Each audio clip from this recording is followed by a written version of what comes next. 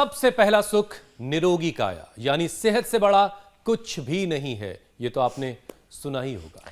सुना तो है हुसैन, लेकिन सवाल यह है कि कितने प्रतिशत लोग इस बात को मानते हैं। ज्योत्सना, आपको यकीन नहीं होगा कि दुनिया में 52% नौकरी पेशा ऐसे लोग हैं जो अपनी सेहत की खातिर कम पैसों में भी काम करने को तैयार हैं। और अपने देश में तो 68% लोग ऐसे हैं जिनके लिए हैवी पे ग्रेड से ज्यादा हेल्थ इंपॉर्टेंट है। बिल्कुल हुसैन, और फॉर ट्रेंड सर्वे की एक रिपोर्ट के मुताबिक 16 देशों के 16,000 से ज्यादा नौकरी पेशा लोगों से बात करने के बाद ये तैयार की गई है। और इस रिपोर्ट के मुताबिक 77% लोगों का यह भी कहना है कि करियर की तरक्की और निजी जिंदगी के बीच संतुलन बनाना उनके लिए प्रायोरिटी है। यह भी जरूरी है, चाहे फिर बात इस दुनिया की हो या शरीर के अंदर की दुनिया की। और आजकल मौसम जिस तरह से रंग बदल रहा है, उसमें तो शरीर में मौजूद बायोलॉजिकल एनर्जी को बैलेंस करना बेहद जरूरी है, क्योंकि सुबह शाम की बर्फीली हवा और दिन की तेज धूप बॉडी में इन 3 एनर्जीज यानी कि वात, पित्त और कफ का संतुलन बिगाड़ रही है। और एक बार त्रिदोष का बैलेंस बिगड़ जाए तो समझ लीजिए शरीर का डिफेंस सिस्टम कॉम्प्रोमाइज हो गया और दुश्मन को एंट्री के लिए रास्ता मिल गया। और इसके बाद cough, cold fever, high BP, sugar, arthritis, आप बस नाम लेते जाइए, बीमारी हमला करने के लिए तैयार है। और न सिर्फ आप बीमार होंगे, बल्कि जब तक त्रिदोष शांत नहीं होगा, बार बार आप बीमार पड़ते रहेंगे।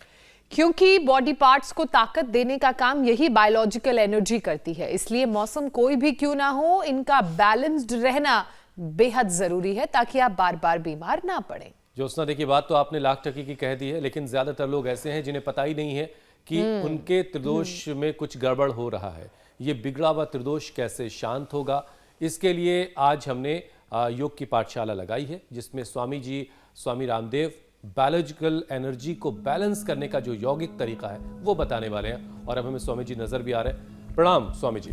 स्वामी जी प्रणाम। प्रणाम स्वामी जी। प्रणाम आपको भी। और देखो, आज पूरा आसमान और सारा जहान हमें नजर आ रहा है, क्योंकि यहाँ सूर्य देव की बड़ी कृपा है। और इसमें थोड़ी ठिठुरन थी, लेकिन सूर्य के उदय होते ही सारी ठिठुरन भाग गई।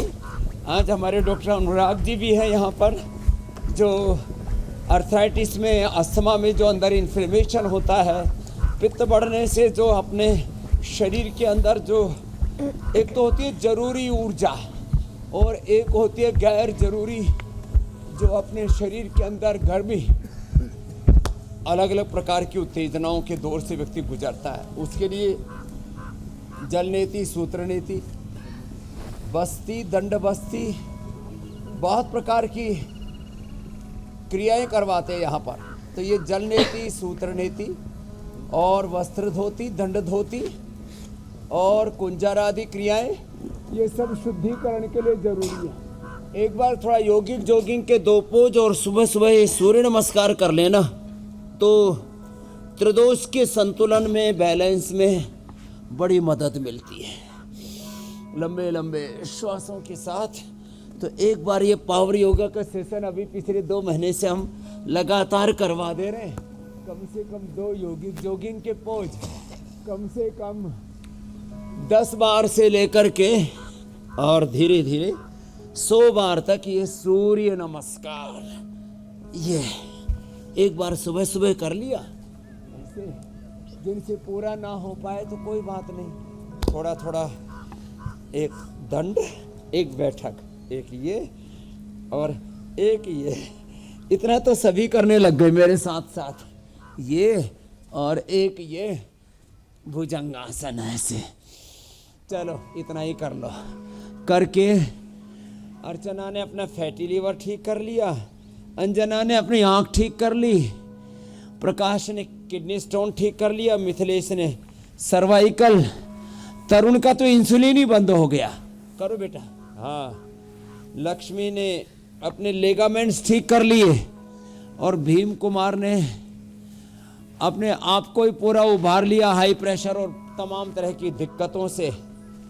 उदयपाल का भी भाग्य उदय हो गया, नहीं तो डिप्रेशन से जीवन में नैराश्य, कुंठा, अंधेरा छा गया था।